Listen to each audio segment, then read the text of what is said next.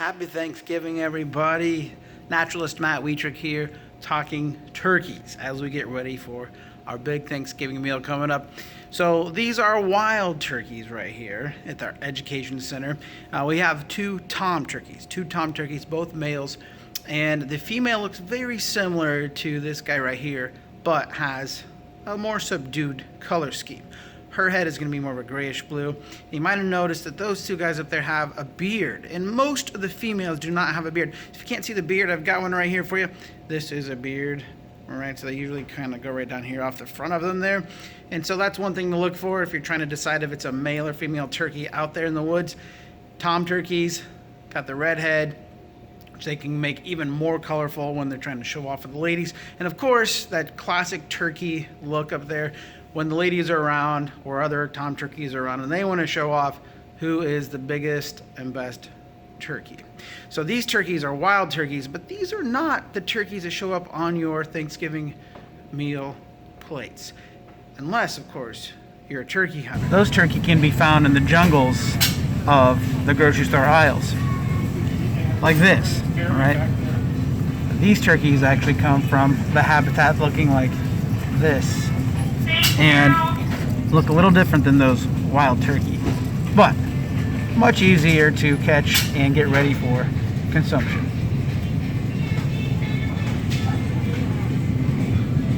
Yes, so these are the wild turkeys, and maybe we should go take a look at their preferred habitat, which is not inside an education center. Rather, it is somewhere like this. Yes, the forest, the woods, timber, whatever you want to call it. Yeah, there are subtle differences in those, but that's not the point today.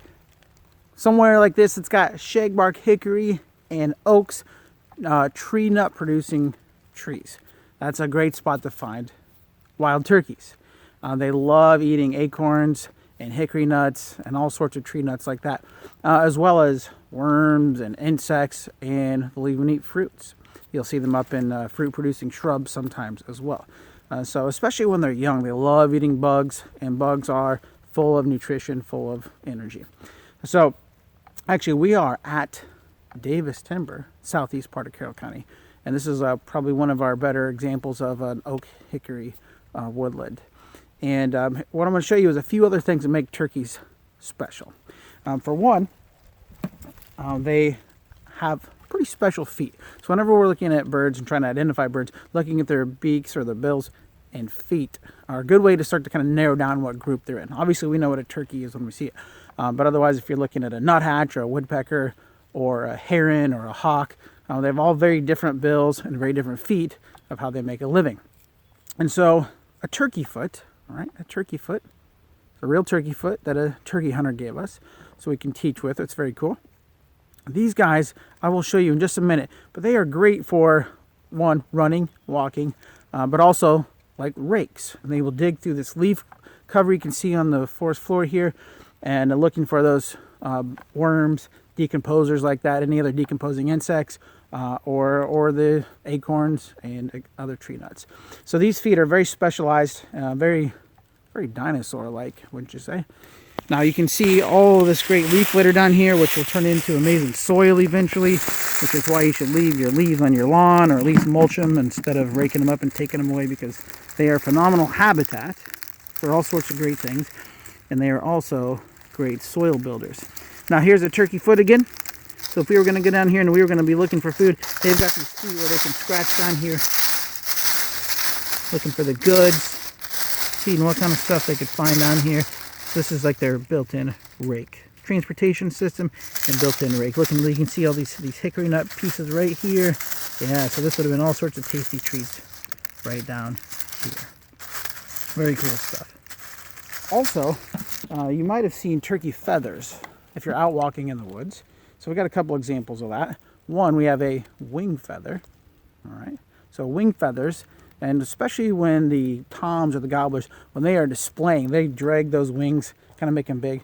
And they actually will drag, and sometimes you'll find these, if you're out on the walk, you'll see these, because they kind of pull out easily as the males are dragging their wings around, trying to look big and fancy. So you can find these out there. You can also occasionally find tail feathers. So these are the You know, if you think of a peacock and sticking their big tails up, or the classic turkey we see in all the Thanksgiving decorations, it's those big tail feathers sticking up. So yeah, keep your eyes open out there for these guys.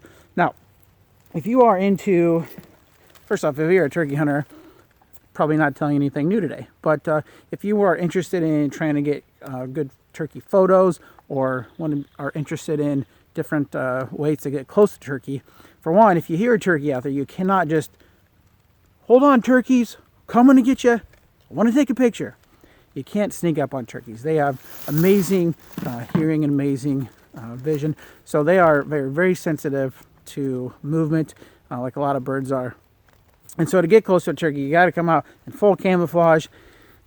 A lot of people will sit up against a tree in a little blind, or sit very still up against a tree trunk, and they will blend right in. Sometimes folks will even sit up in tree stands to get out of sight, out of the sight line.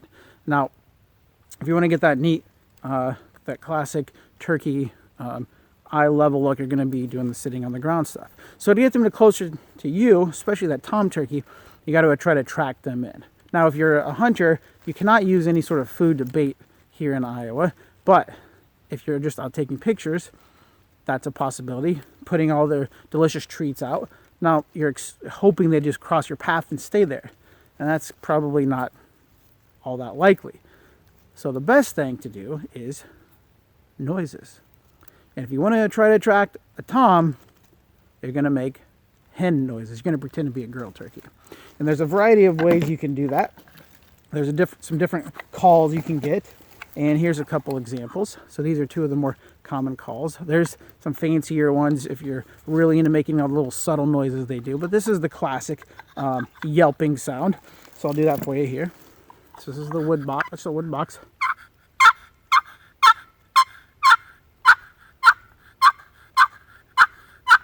All right. Pretty authentic. And a real simple one you can do with one hand is this plastic version. And it's spring loaded, and you just push on it.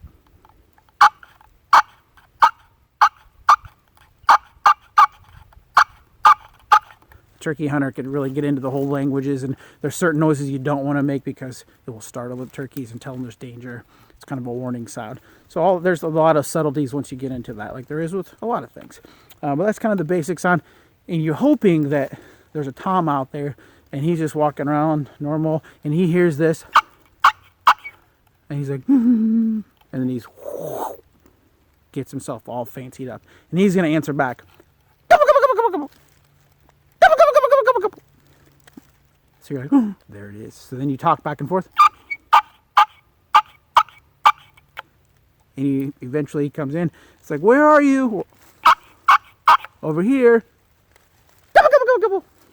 And he is going to come closer and closer and closer, and eventually come in there where you can get that shot. So that's a way to bring him in closer to you. Now I want to show you a little bit more of the habitat here. So yeah, this is a shagbark hickory right here, one of the trees that makes some of the best food for wild turkeys. And you can see how it gets its name, quite obvious, right? Shagbark hickory. In fact, my camera, my phone was just stuck right in here. And so Mother Nature's selfie stick, right? Shagbark hickories are also a great habitat for bats. They like to climb up under those shaggy flakes to hide out and roost on a nightly basis during the warmer months. So here's a great look at an oak hickory woodland. A lot of the trees that have the leaves still remaining and will have them remaining through the winter are oak trees. Well, I hope you and your family are able to find yourself outdoors somewhere like this over the Thanksgiving weekend. And it's a great social distancing activity. Nobody out here. And there's lots of great places around Carroll County to enjoy this holiday and all the others coming up. Get outside. Have a happy Thanksgiving, everybody. Stay safe.